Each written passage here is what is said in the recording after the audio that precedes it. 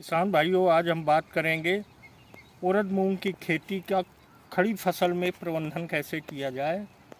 तो अक्सर देखने को मिल रहा है, ये जायद की फसल है।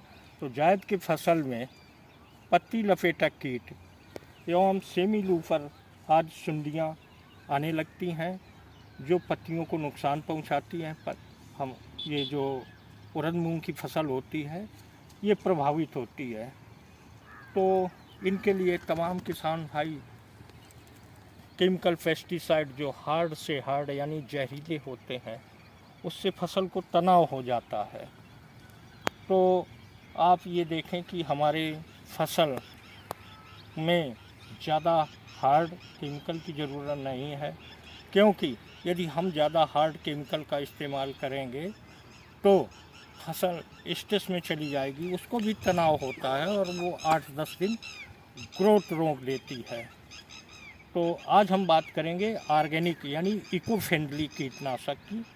आप पहले तो जैसे शुरुआती दौर पे हो तो आप क्यूनाल फास का एक हल्का सा स्प्रे कर दें, जिससे इन पे नियंत्रण पाया जाए। और इसके बाद जब हमारी फसल 25-30 दिन के अवस्था के ऊपर हो, उस समय इको फ्रेंडली कीटनाशक का इस्तेमाल करना चाहिए, जिससे फसल पे स्ट्रेस ना आने पाए और फसल अच्छा ग्रोथ करे। तो उसके लिए आप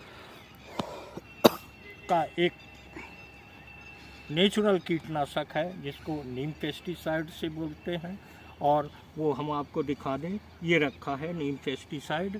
तो ये नीम आधारित है, नीम ऑयल का से बना हुआ है। इसको जब आप स्प्रे करेंगे तो इसमें 60 तरह की मारक क्षमता होती है, जो किसी भी कीट को प्रतिरोधक क्षमता उत्पन्न करने नहीं देती है।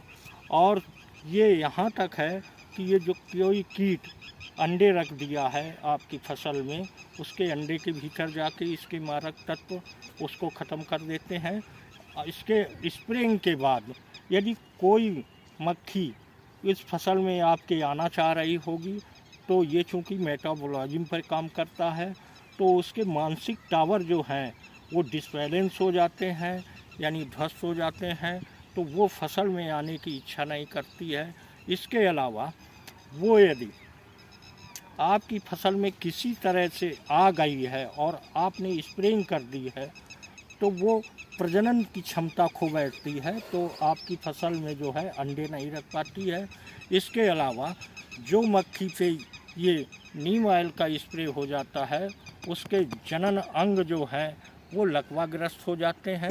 तो इस तरह आप इको फ्रेंडली कीटनाशक का इस्तेमाल करें। इसके अलावा आपके खेत में यदि सुंडी 2-5% दिखाई दे रही हो, उस समय आप पेस्टोहिट का 40 ml प्रति टंकी के हिसाब से और नीम ऑयल 40 ml के हिसाब से दोनों मिला के स्प्रे कर दें। और ध्यान रहे कि स्प्रे डाल 10 ml प्रति टंकी के हिसाब से अवश्य मिला लें। इसके अलावा जब आप इसके 8-10 दिन के अंतराल पे 2 स्प्रे कर देंगे, क्योंकि मई और अप्रैल के समय टेम्परेचर बहुत अधिक होता है, तब भी टेम्परेचर की वजह से पौधा स्ट्रेस में रहता है, उसको भी सर्दी गर्मी तमाम समस्याएं आती हैं। तो उसको के लिए उस टेम्परेचर को मेंटेन करने के लिए स्ट्रेस आउट आप देख रहे होंगे। ये स्ट्रेस आउट ऐसा है कि ये ज़्यादा सर्दी, ज़्यादा गर्मी और हाई टेम्परेचर को फसल को मेंटेन रखता है। इसका भी 40 ml प्रति टंकी के हिसाब से आप इन तमाम आप ग्रोथ प्रमोटर कीटनाशक आप स्प्रे कर रहे होंगे।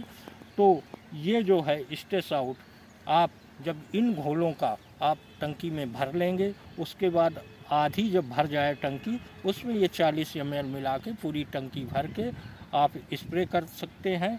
तो इस तरह आप अपनी उड़द मूंग की फसल का कीट नियंत्रण, ग्रोथ प्रमोटिंग यानी फसल की अच्छी बढ़वार और अपनी फसल को स्ट्रेस से बचाने के लिए आप हमारी बताई गई विधि के अनुसार आप करेंगे, तो आपकी उड़द मूंग की फसल की अच्छी बम्पर पैदावार होगी और क्वालिटी अच्छी होगी।